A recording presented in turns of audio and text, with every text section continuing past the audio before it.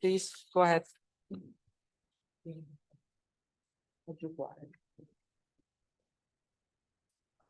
Very good. Thank you very much. First of all, I have to point out that what I'm talking about is a joint work with Gastón Andrés García from Plata in Argentina. Here, the topic is multiparameter quantum groups, but I will start with the uniparameter side of the story. Quantum groups in this talk means quantized universal developing algebras over some bialgebra. What are the bialgebras we are interested into? These are all symmetrizable Kac-Moody algebras, including semi-simple algebras of finite dimension over complex fields. So we start fixing some Cartan datum, namely generalized symmetrizable Cartan matrix, an optimal diagonal matrix D, which symmetrizes the Cartan matrix, some Cartan subalgebra, simple roots in the dual of the Cartan subalgebra, simple co-roots in the Cartan subalgebra itself, and then out of all these data, you can hook up so-called Kac-Moody algebras according to Katz's recipe. But out of the same data, you can also introduce some quantized universal developing algebra. There are two recipes. This one is the so-called formal version due to Drinfeld. So the ground ring is the ring of formal series on the parameter H. K is a field. My algebra has to be complete for the Chadic topology, and it's given by a presentation where generators are all elements in the Cartan subalgebra. Then EI and FI, which I will mention as being Chauvet generators, and I have to obey some relations. These are, for those who knows them, these are the well-known relations which somehow are a quantum version of the classical relations in the presentation of the universal developing algebra of a Kac-Moody algebra. What is more important here is the occurrence of these numbers, which are not standard numbers, but Q numbers, in this case, Q binomial coefficients.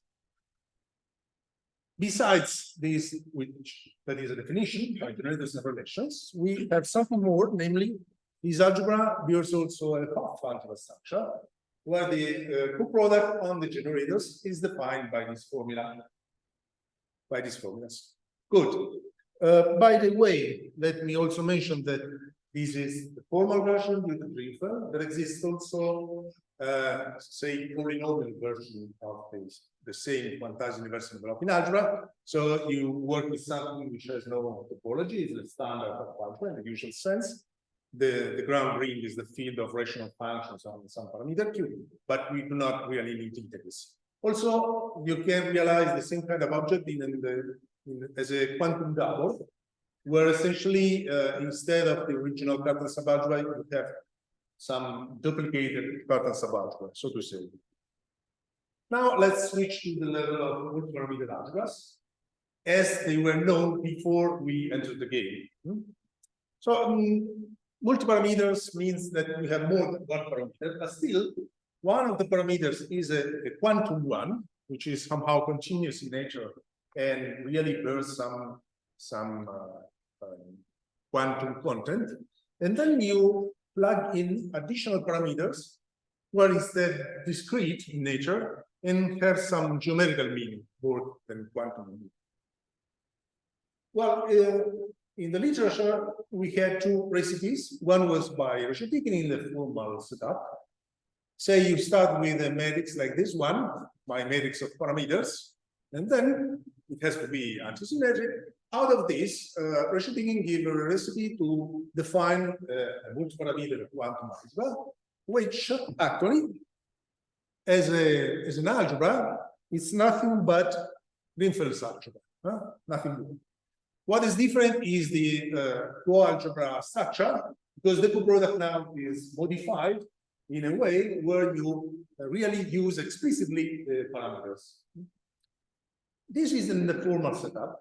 In the polynomial setup, there is another recipe by several people, main ones being Buskiewicz and Schneider, where you start with a different matrix of parameters, even the size is not the same.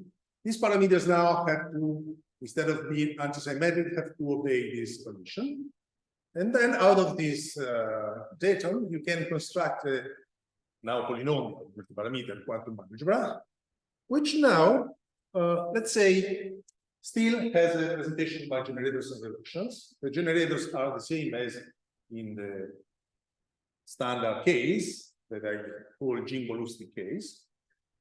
And then the coproduct with respect to the generators described by exactly the same formulas as before. So in this sense, nothing has changed.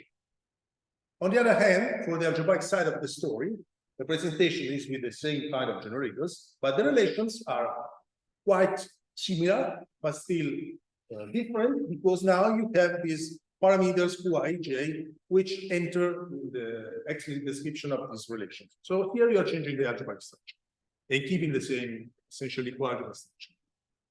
Good. Now, this story is strictly related with deformation techniques, which are available for every Hopf algebra and given by algebras or more general frameworks. Now, let me quickly remind, assume you have a Hopf algebra, then you can define something which is called a twist, or sometimes a twistor, which is an element in the tensor square, obeying these three conditions. As typical in Hopf algebra theory, you also have a dual notion, which is the one of two cocycle. So this time you take something in the dual of the tensor square, and you demand it to obey these conditions, which, if you look deeply enough, are exactly the dual condition to these ones. So we have these two notions dual to each other. Why should one be interested in this? That's because you use these gadgets to deform given Hopf algebras. So let's say you do have one Hopf algebra to start with. You fix a twist, you fix a two-cocycle. Then, using the twist, you can produce a new Hopf algebra where the algebra structure is the same, but you modify the coproduct in this way. The new coproduct is defined by this formula, using explicitly the twist. Or, in a dual manner, you keep the same coalgebra, so the coproduct stands untouched, and you modify the multiplication by means of this formula, which, as you can guess, is exactly the dual recipe to this one. So these are two standard methods to deform algebraic in any given Hopf algebra once you have a twist or a two-cocycle. What is the link between this story and the occurrence of multiparameter quantum algebras? Well, let's say those quantum algebras are Hopf algebras, and we compare them with uniparameter quantum algebras. Then this is the story. Let's say we look at the formal case. We can look at a matrix like this one, which is a matrix. Then we had seen that these matrices can be used to introduce Reshetikhin's multiparameter quantum algebra. But you can also use the same matrix to define a special element, which is a twist for Drinfeld's algebra. So here you have Drinfeld's one-parameter algebra. You take this twist, so you can consider the deformation by twist of the uniparameter algebra by Drinfeld. Well, the end of the story is these two guys are the same. Actually, this is the way that Reshetikhin is used to introduce his own multiparameter algebra. On the other side, for the polynomial case, let's say you start with this matrix. These may be used as parameters for introducing Andruszkiewicz-Schneider polynomial multiparameter quantum algebra. But you can also use the same parameters to define the sigma cube, which will be a two-cocycle for the polynomial uniparameter algebra, the one by Jimbo-Lustzig. So now, this uniparameter polynomial algebra can be deformed using the two-cocycle, and what you get is exactly Andruszkiewicz-Schneider multiparameter algebra. In this sense, let's say it shortly, every multiparameter quantum algebra, either of Reshetikhin type or Andruszkiewicz-Schneider type, can be realized as a deformation of the uniparameter one. Deformation by twist in the first case, deformation by two-cocycle in the second case. You check is a uniparameter. You check. Yeah. Is uniparameter. is uniparameter. Yeah, the notation will be cumbersome, but with parameter Q, we are in the polynomials. Okay, last, let me just quickly mention that in both the formal and polynomial setup, all these quantum algebras can be concretely realized via the construction of quantum doubles, starting from quantum Borel algebras. This will be meaningful later on. Good, that's enough for the, say, classical. So what's new? The idea with Gastón was to try and compare the multiparameter algebras from Rashidin's construction and Andrus-Schneider construction, because they were studied by communities of mathematicians which were totally disjoint. So no one ever try and compare the two. So the idea was, let's look for some new notion of multiparameter algebra, which in some way might encompass both families. And in the end, we were successful. We found such a nice family. And also we realized that this family, this is the notation for our multiparameter algebras, is stable under deformations. Not exactly all possible deformations, but for a wide family of deformations by twist or by topos. And finally, once you have quantum objects, you can look at semiclassical limit and see what to get. In this case, we get nice families of multiparameter algebras. Okay, let's be more technical now. We have fixed the Kaplan datum, so semiclassical Kaplan matrix, everything with it. Now we fix something more. This will be our matrix of parameters, which can be essentially any square matrix of this size, but for the requirement that the symmetric part must be the symmetrized Kaplan matrix. So what's free in the choice is the antisymmetric part.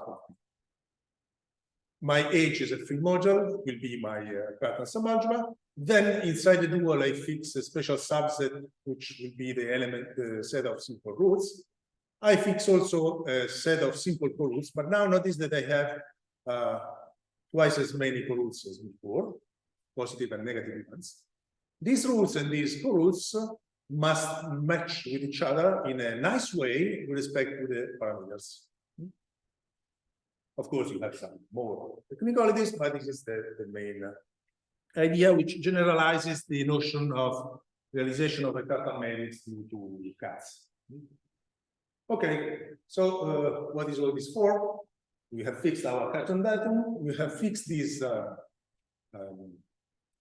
matrix of parameters P and given specific realization. Now, out of it, we define our formal multiparameter quantum algebra, which is again given by a presentation by generators and relations. It has to be completed periodically. Generators are given as essentially, like before, elements from the Kaplan subalgebra plus Chevalier generators. Relations quite strictly resembles the one in Drinfeld algebra. You see here you have the occurrence of roots evaluated onto elements of the Kaplan algebras. This is exactly the same commutation rule you had before. Here there's something new because in the quantum cell relation we have these new coefficients, which was not there in Drinfeld's algebra. Drinfeld's algebra actually corresponds to the case where your matrix P is symmetric, and so this term just disappears. So far, it's a definition, but there's also a theorem which claims that such an algebra, given by generators and relations, also admits a Hopf structure, given by these formulas of generators that, if you look back, these are exactly up for taking positive and negative simple roots, but up to that, these are exactly the same formulas as in Drinfeld's algebra. So what's new really is inside here in the description of the algebraic structure, much like it was in Schneider's case. Okay, so I said theorem, there's something to prove, namely, you have to prove that my formulas and the generators are consistent with the relations, and so they do define some proper map delta, which also has all the properties of the problem. Okay, we can prove it with second. The say trivial, the most trivial one is taking the standard proof for Drinfeld's algebra and go and try to mimic it. It works. But you also have other possibilities. For instance, you can realize that our definition is sort of the formal version of the construction by Gustowicz-Schneider. So once you realize it, for Gustowicz-Schneider algebra, we do have a structure, and then you extend it to the formal setup. This was the way we devised the definition. Or you can provide explicit realization of this formal quantum algebras, either in this case as a Drinfeld double, starting from formal multiparameter Borel algebras, or again from quantum Borel algebras. You realize that they form a so-called matched pair of algebras, so you can construct the double cross product of this function, which is automatically the Hopf algebra. In both cases, you have a description, a presentation of the outcome, and you realize that the description is exactly the one in the definition of a formal multiparameter algebra. So what we have found, it is a Hopf algebra by construction, but it also has a presentation exactly in the definition. And the coproduct is described by that, by those formulas. Okay, just to say that this notion is strongly found. So this was the existence result. First significant result for us about these algebras is their stability by deformations. So let me introduce the tools for looking at these deformations. Let's say you fix a basis in your Cartan subalgebra, and then out of a matrix of this type, you can introduce a twist. Namely, you use the entries of the matrix to define a stanza. You take an exponential with an h here. This is an object inside my quantum multiparameter algebra. It so happens that it is automatically a twist. So you can produce a twist deformation. Or in a somewhat dual manner, you take an antisymmetric bilinear functional of h, obeying this condition. Then out of this, it extends to give a triple cycle for this algebra. Then you still have to, this is not exactly what you need. You need to take this object. Now there's some technicalities hidden here, non-trivial, quite interesting. But at the end of the day, this object might be seen as a triple cycle, in quotes, for my object. Both are called of Choral type because of obvious reasons. Now the good news are the following. Let's say I have my given formal multiparameter quantum algebra, and now I take an object phi like this, or phi this one. Then in the first case, with this twist, I can produce the deformation by twist, and what I get is again a multiparameter quantum algebra with the same Cartan datum, but now what is changed is the matrix of parameters and the realization. Since here you have changed only the coalgebra structure, what is changing in fact here is what? The set of co-roots, which enter in the description of the coproduct, which is consistent.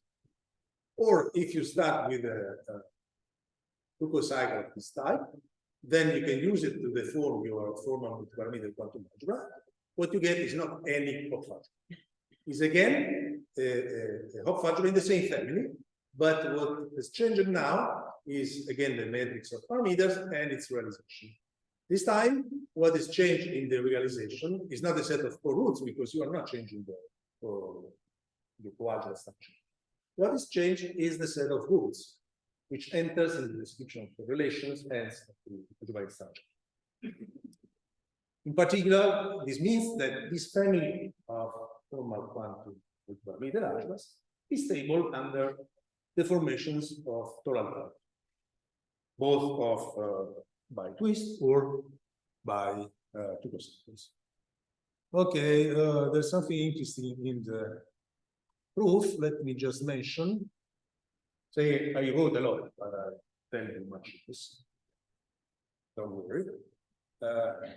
The key point is my initial object is given by generators and relations. When I perform a deformations by two cycle, I'm not touching the product part. I'm changing only the algebraic side. With the same generators, the relations change a bit, but they change in a nice manner. You realize it's again a nice type of relations for a different matrix of parameters and a different set of terms. Cool. What is not directly evident is when you use a deformation by twist. In this case, the algebra structure stands the same, you have the same presentation. But now the formulas for the coproduct are not the right ones for the given generators.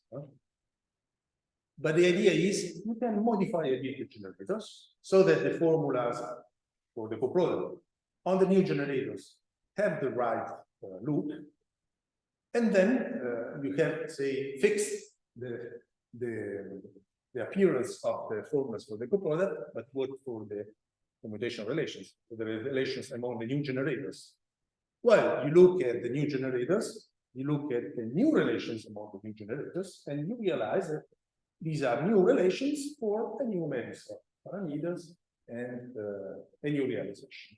Both the matrix of parameters and the realization are explicitly readable from this presentation. So at the end of the day, once you have performed deformation by twist, the algebra stands the same, but you can modify its presentation by slightly renormalizing the generators and looking what the relations turn into.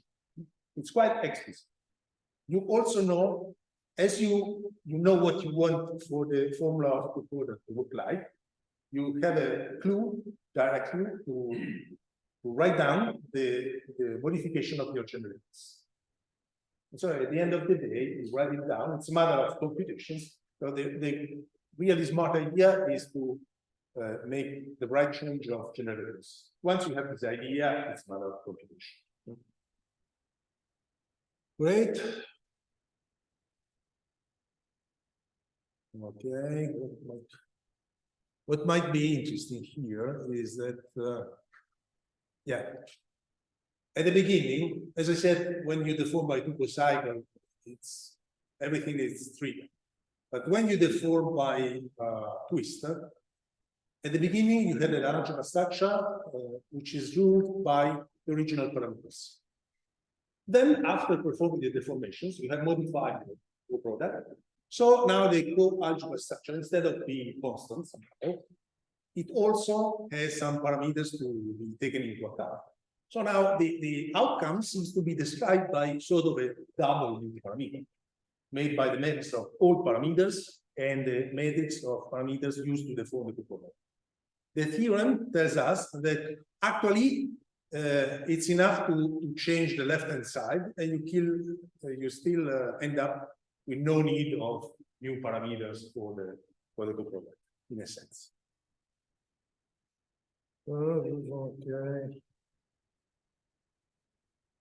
Okay, so far this was the story for the quantum setup. So let's have a look at what happens downstairs at the semiclassical. As we already have something at the level of quantum groups, we might simply compute specialization and see what comes out of this. Or we can make everything from scratch. But bearing in mind what we did in the quantum groups. This is what I present here. So let's say we start with our Kaplan dating with a given matrix of parameters and the realization.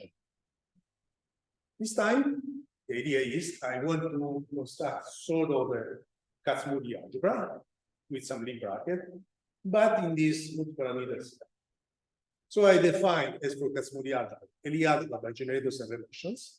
The generators come from the Kaplan subalgebra and from two sets of Chevalier-type generators, just like the Kac-Moody algebras. These are the relations that you need. Essentially are the relations in the Kac-Moody algebras. The theorem part is referring to the fact that besides having an algebra given by generators and relations, for this Lie algebra, we can introduce a Lie cobracket, which makes the whole into a bialgebra. The Lie cobracket is given on generators by these formulas. Notice that here at some point you have the roots. So here we have a dependence on the realization on the matrix. Whereas here, these formulas are independent of the realization, just like it was for multiparameter quantum algebras.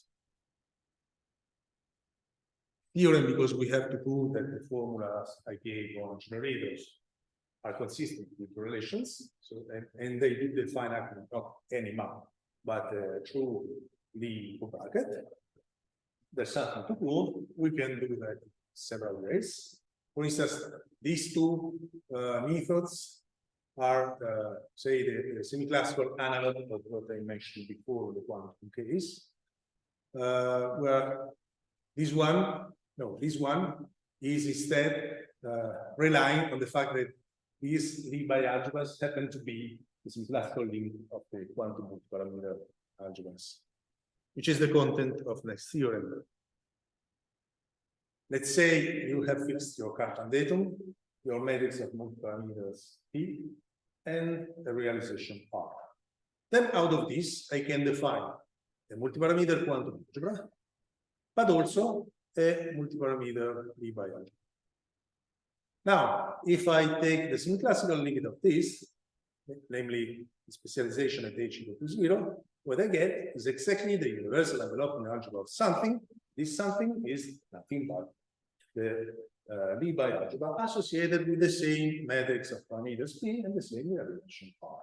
Or if you prefer to read it conversely, let's say once I have introduced this Lie bialgebra, I also realize that there exists a quantization of it, namely this one quantum algebra mentioned.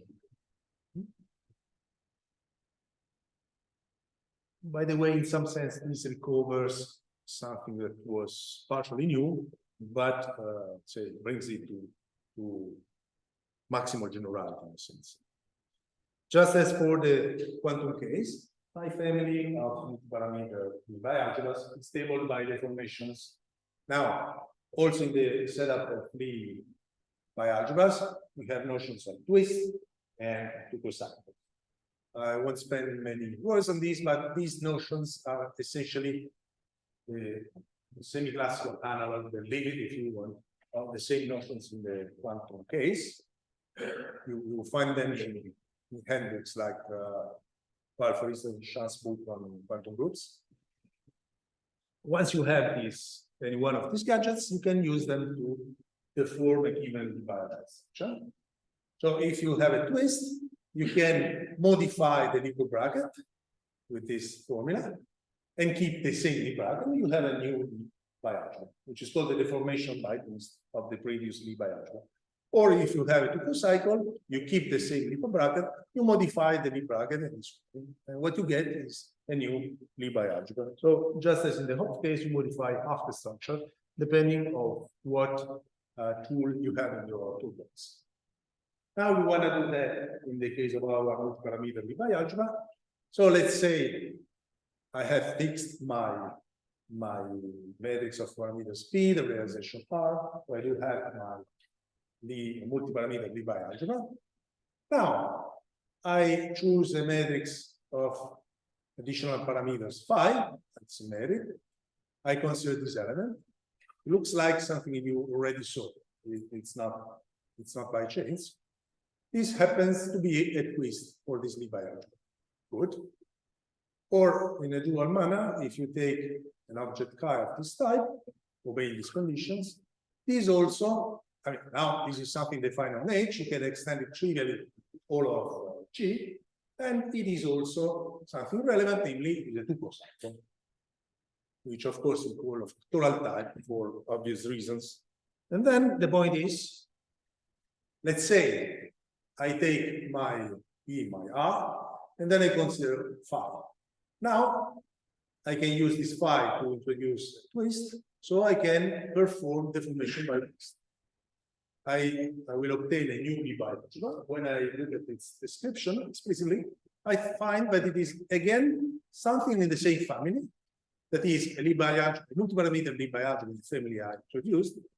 But now the matrix of parameters have changed and the realization has changed. exactly as they did before in the quantum case. The notation is the same because it's the same modified matrix of parameters, the same modified realization. And similarly happens here when you deform by the two cycle. So my family of multiparameter bialgebras is stable under deformations, total deformations. Finally, to finish with, let me compare the situations now at the single glance of what happens to the quantum and the semiclassical. So here in top row, we have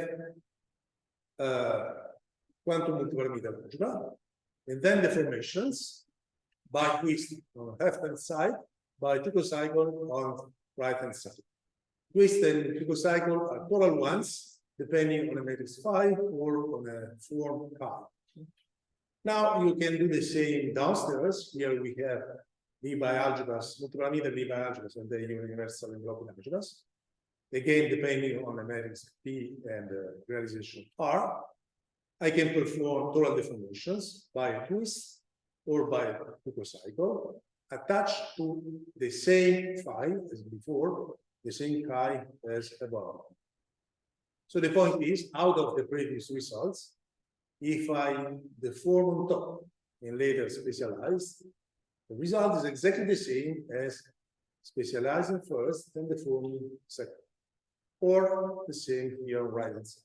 That is, if you want these two diagrams are commutative, namely specialization, community deformation, and so we were pretty satisfied with everything looks nice. Okay, I think that's enough for today.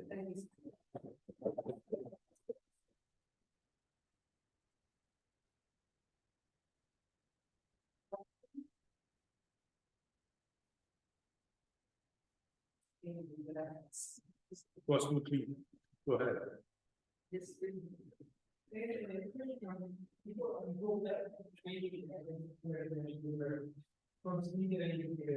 definition of generators for the twist in order to prove those deformations.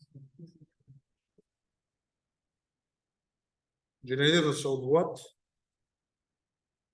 Of the Lie algebra. Yes. No, the Lie algebra is here. PG. 2 pages. 2 pages before. Yes. Here. Here. I was wondering, not as far as you said it in the word, you have completely found the resolution. Where the change of basis. I was wondering, but this change of basis is by any chance categorically dictated by the rules, like for example, we keep those elements as the internal I think it's much more clear that it's dictated by the twist, because in the definition of quantum multiparameter algebra, you see, we have here some generators. Okay, these generators have some relations, but then for the coproduct, they must behave in a nice manner. That is, the carton ones have to be primitive, the other ones have to be skew primitive, but not only skew primitive. In one of the group like is just one, and the other one involves the co-roots. Okay, so when you deform the coproduct, this tend the same. In this case, this one becomes some different group like. And this also is modified, and it's no longer the previous group. So, but now if you multiply your original Shelley generators by the right group like, exactly the inverse of the one who is here, then for the new generators, the non-trivial group like here will cancel. So you have again one. The modified group like here will be modified again, and you might choose it as being the new co-root. But then you still have to check that the new co-root appearing here is also the same that is there. And it is. But you have only one possible choice. for the new code, and for the new modified generalizes, which is given by what the change here comes directly from the list. So it's really dictated in the unit person manner by the list. I suggest that we leave the other question with the top break, so let's kind of speak it again.